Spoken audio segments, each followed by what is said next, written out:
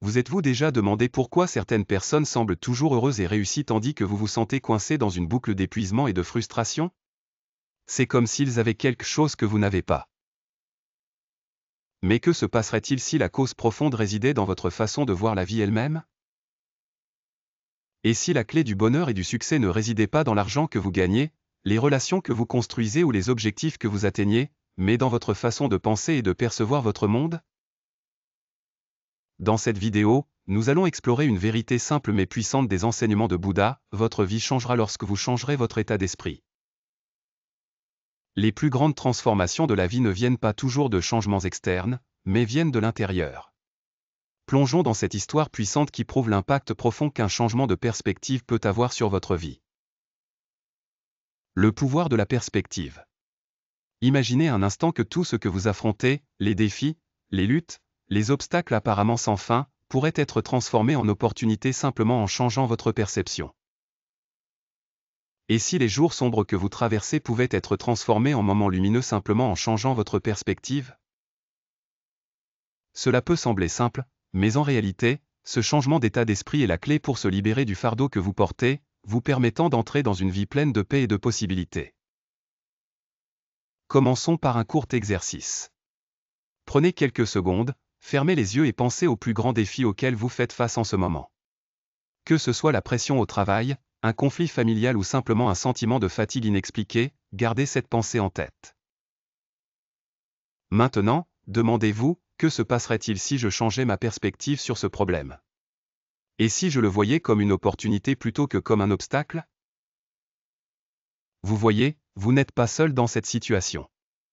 Ici, sur la chaîne de la sagesse de Bouddha, nous sommes là pour vous guider dans ce voyage, vous rappelant que la paix et l'équilibre peuvent toujours être trouvés, peu importe ce que vous traversez. Maintenant, plongeons dans une histoire puissante qui illustre ce point de manière magnifique. L'histoire de Kenji. Kenji est un homme comme les autres, il a un emploi stable dans une grande entreprise, une belle famille avec une femme et une fille, et apparemment tout ce dont quelqu'un aurait besoin pour être heureux. Pourtant, au fond de lui, Kenji sent que quelque chose ne va pas. Chaque matin, il se réveille en se sentant lourd et accablé. Le son de son réveil ne le réveille pas seulement, il éveille un profond sentiment de vide. Il prend son petit déjeuner dans un état de confusion, puis monte dans un train bondé rempli de personnes absorbées par leur smartphone, s'isolant du monde qui les entoure.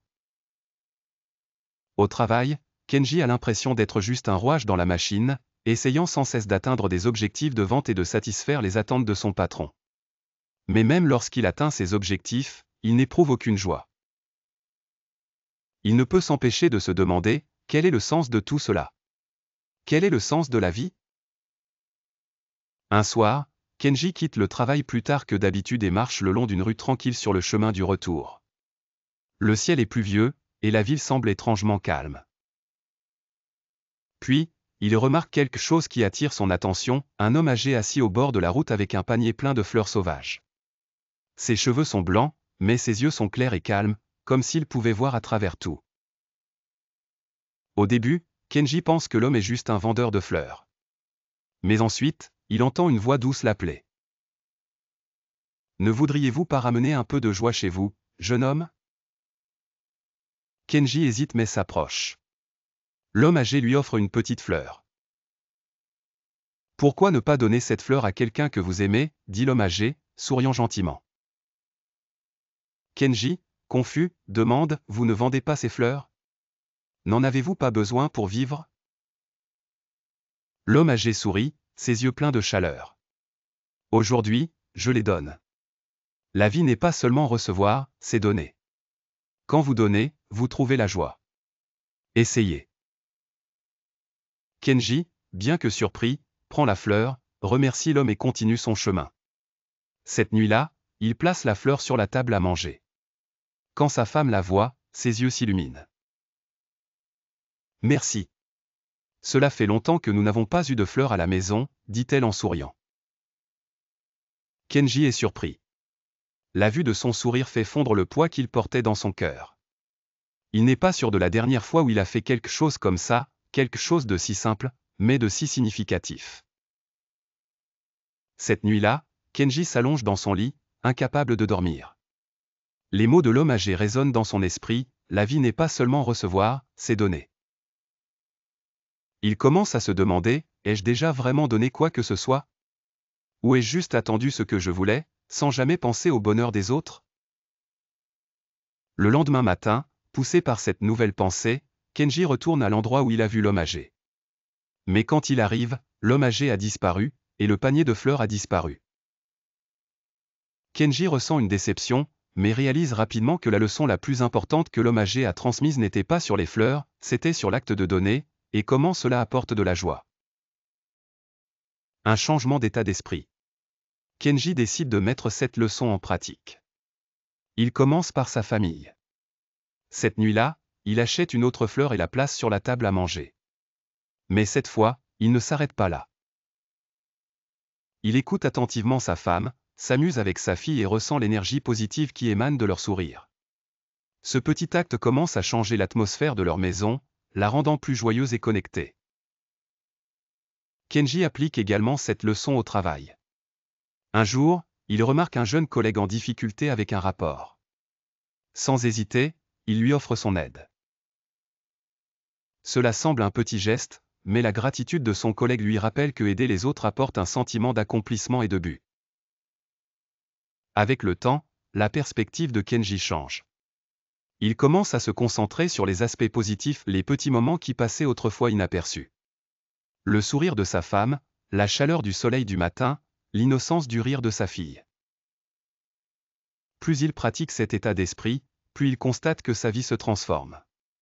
Sa famille devient plus proche, la pression au travail diminue, et chaque jour semble plus significatif. Les enseignements de Bouddha sur le changement d'état d'esprit. L'histoire de Kenji n'est pas seulement une leçon personnelle, c'est une leçon pour nous tous. Les enseignements de Bouddha nous rappellent que les plus grands changements dans nos vies ne viennent pas des circonstances extérieures, ils viennent de la façon dont nous choisissons de penser et de répondre au monde qui nous entoure. Bouddha nous enseigne que nos esprits sont la racine de toutes nos actions, mots et émotions. Nos vies ne sont pas façonnées par des facteurs externes mais par la façon dont nous les percevons et y répondons. Avant sa transformation, l'esprit de Kenji était obscurci par la négativité. Il voyait son travail comme un fardeau rempli de pression et ses relations comme distantes et insatisfaisantes. Cette lentille négative façonnait son comportement et, finalement, sa vie. Mais après avoir changé son état d'esprit, Kenji a commencé à se concentrer sur la gratitude, la positivité et le don. Ces petits changements ont eu un impact profond, non seulement sur lui mais aussi sur ceux qui l'entourent. La sagesse de Bouddha nous montre que lorsque nous changeons nos pensées, nous changeons notre monde. La loi du karma et le changement d'état d'esprit. Dans le bouddhisme, nous apprenons la loi du karma, ce que vous semez et ce que vous récoltez. Ce principe s'applique non seulement aux actions mais aussi aux pensées. Si nous semons des graines de négativité dans nos esprits, nous récolterons de l'anxiété, de la frustration et de l'insatisfaction. Mais si nous semons des graines de positivité et de gratitude, nous cultiverons la joie, la paix et l'accomplissement. Avant sa transformation, Kenji semait sans le savoir des graines de négativité dans son esprit. Il voyait son travail comme une source de pression et ses relations comme des fardeaux. Ses pensées ont conduit à des sentiments de déconnexion et de mécontentement. Mais une fois qu'il a commencé à se concentrer sur les aspects positifs, le sourire de sa femme, la gentillesse de ses collègues, il a commencé à récolter les fruits de ces graines positives. Sa vie est devenue plus riche, plus épanouissante et pleine de joie. L'impermanence de la vie et l'opportunité de changement. Le bouddhisme enseigne que tout dans la vie est impermanent. Il n'y a rien dans ce monde qui dure éternellement. Toute chose change, et rien n'est gravé dans la pierre. Avant sa transformation, Kenji se sentait piégé dans une vie qui semblait ne mener nulle part. Il croyait que ses luttes et frustrations dureraient pour toujours. Mais l'enseignement de l'impermanence lui a ouvert les yeux sur la possibilité de changement. Il a réalisé que les difficultés qu'il rencontrait n'étaient pas permanentes, elles étaient simplement des opportunités de croissance et de transformation. Le parcours de Kenji nous enseigne que le changement n'est pas quelque chose à craindre mais quelque chose à embrasser.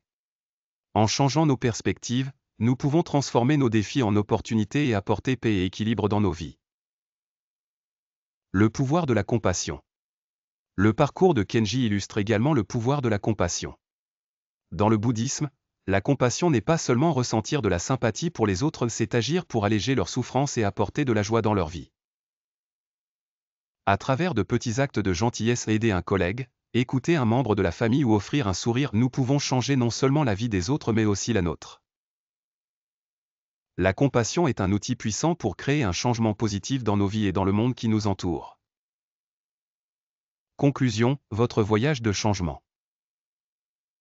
L'histoire de Kenji est un rappel que vous n'avez pas besoin d'attendre que les circonstances extérieures changent pour trouver le bonheur.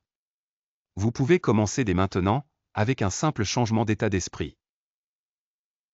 Commencez par vous concentrer sur la gratitude, la gentillesse et la positivité.